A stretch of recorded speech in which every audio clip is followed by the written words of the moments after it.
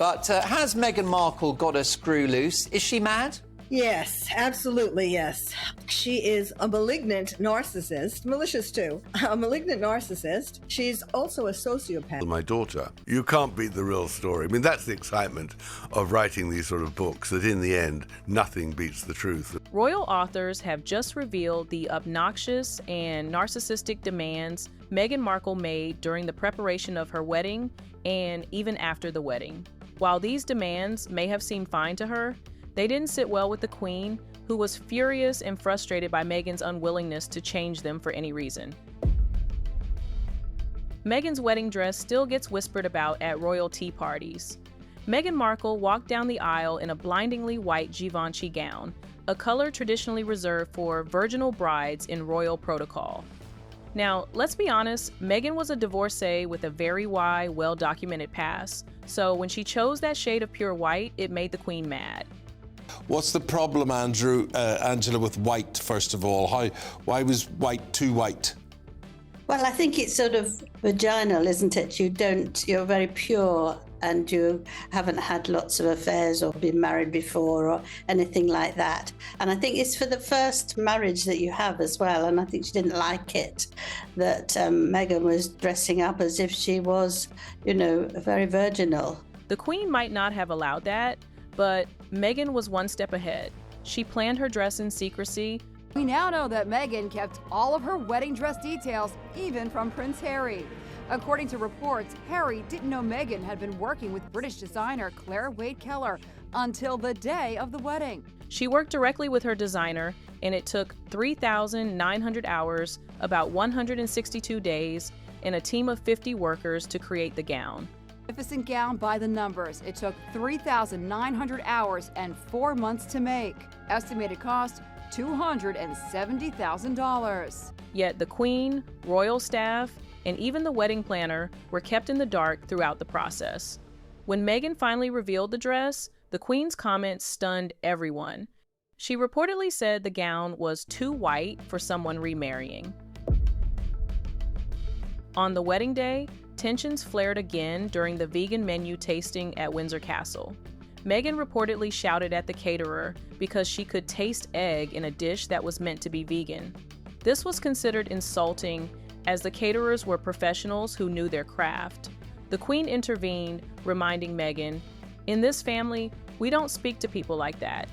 She is very dangerous. She's already proven that she's very dangerous. What her one goal in life is to get as much attention as she can, and she doesn't care who she destroys in the process. Behind the scenes, Meghan was described as difficult and bossy. Another demand broke royal protocol entirely and reportedly damaged Harry's relationship with the Queen. Traditionally, the weddings of royals, who are not the direct heir to the throne, take place at St. George's Chapel. But that's not where Meghan wanted to be married. Harry and Meghan first demanded to tie the knot at Westminster Abbey, but Big Brother William wasn't having it. He reminded Harry, "Pa and Mummy did it there," basically hinting that copying Charles and Diana's iconic wedding is not something he would tolerate. So Meghan had to settle for St. George's Chapel. But there was another secret. Harry and Meghan went directly to the Archbishop of Canterbury to have a secret wedding in their backyard. 3 days before our wedding, we got married. No one knows that, but we called the Archbishop and we just said, "Look, this spectacle is for the world, but we want our union between us." So the vows that we have framed in our room are just the two of us in our backyard with the Archbishop of Canterbury, and that was the piece that... Just the three of us. This breach of tradition reportedly upset the Queen, and Harry's actions were seen as a public dismissal of long-established royal procedures. The Queen actually didn't hate Meghan until Meghan made her. In her excitement, the Queen personally selected a tiara from her vast collection for Harry's bride-to-be. But to everyone's surprise, Meghan rejected it, saying it wasn't the tiara she wanted. This did not go over well with the Queen. In his book Battle of Brothers, royal historian Robert Lacey recounted how Harry responded to Meghan's rejection of the Queen's chosen tiara. Harry reportedly said, "What Meghan wants, she gets." When this reached the Queen, she was deeply upset. She firmly stated, "Meghan cannot have whatever she wants. She gets the tiara that she's given by me." Diamond. But did you know that this tiara actually wasn't Meghan's first choice? Meghan actually wanted to wear this tiara that I won't butcher the name, which Princess Eugenie actually ended up wearing to her wedding. But Queen Elizabeth told Meghan it wouldn't be appropriate to wear. And that's According to reports, the Queen even objected to Meghan wearing any tiara or veil for the wedding at all. But Meghan, determined to have her way, wore a diamond and platinum tiara from the Queen's collection regardless. The Queen may not have publicly spoken about her displeasure, but this incident reportedly left her very unhappy, and this was just the beginning of Meghan's demands. If there's one thing Meghan Markle was never going to do, it was stand quietly in the corner and let the royals handle the talking. Nope, Meghan decided she'd be giving a speech at her own wedding reception, something royal brides simply don't do. Traditionally, it's the groom, the father of the bride, and maybe a best man who gets the spotlight, but Meghan wanted the mic, the audience, and the moment. It was a total breach of royal etiquette, yet another Meghan moment where centuries of tradition were tossed aside in favor of a Netflix-ready storyline. The dream of many young women is to be associated with royalty. But for Meghan, it seemed she wanted to build her own royalty within the existing monarchy, where everything would be done her way without much questioning from anyone.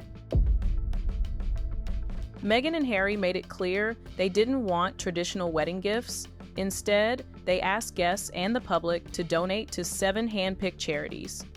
On paper, it sounded noble, but behind palace doors, some insiders whispered that it fell off. Royal weddings are steeped in gift-giving tradition, a symbolic show of goodwill between the couple and the kingdom. By replacing it with charitable donations, Meghan was accused of turning the day into a PR campaign. Some guests reportedly felt awkward, unsure how much to give, and more than a few thought it was Meghan's way of controlling the narrative. Another point of tension came with the guest list. Since the Queen was paying for the wedding, it was expected she would have input on who attended and would host them with proper royal hospitality. But Meghan instead took the opportunity to invite a host of celebrities like Oprah Winfrey, Idris Elba, and Elton John, while excluding some family members and notable royal staff. The Queen was reportedly displeased and remarked, "But it is my house and I'm paying for it." Harry and Meghan bypassed royal household staff to hire their own florist and cake maker, despite the palace having long-standing arrangements for such events. This move reportedly shocked palace staff, as it was highly unusual to override tradition in this way. Markle and Prince Harry have picked the florist for their wedding. Designer Philippa Craddock will spearhead the arrangements for the May 19th affair at Windsor Castle. The floral displays will be created using locally sourced foliage, most of which will be taken from nearby gardens at Windsor Great Park. Lady Elizabeth Anson, the Queen's cousin and a respected royal party planner, was eager to help plan the wedding. But during planning discussions, Meghan reportedly dismissed her, saying Harry would contribute to the planning from Africa. The remark was seen as curt and dismissive. Feeling unwanted, Lady Anson withdrew from the project, leaving Meghan to plan the wedding herself and select her own team. The next one came shortly after the wedding and shocked not only the Queen, but the entire royal family. Meghan and Harry requested to live in Windsor Castle. The timing of this request was seen as inappropriate, as Windsor Castle is a working royal residence, not a home for newlyweds, especially for someone far down the line of succession. It was also the Queen's primary weekend retreat, and Meghan was essentially asking to take it for herself. The Queen denied this request and instead offered Frogmore Cottage, which was more private and suitable for starting a family. It's been previously reported that Meghan and Harry were disappointed not to receive apartments in Windsor Castle, instead making their home Frogmore Cottage after they wed. Some believe this denial may have been the moment Meghan began forming her plan to leave the royal family, realizing that she would not always get what she wanted. That plan, according to insiders, was executed not long after. Ultimately, Meghan could not adapt to the traditions and expectations of royal life. She and Harry chose to step away from their roles so they could live the life they wanted. Which demand, according to you, was the worst? Share your thoughts in the comments, and don't forget to like, comment, and subscribe. See you in the next video.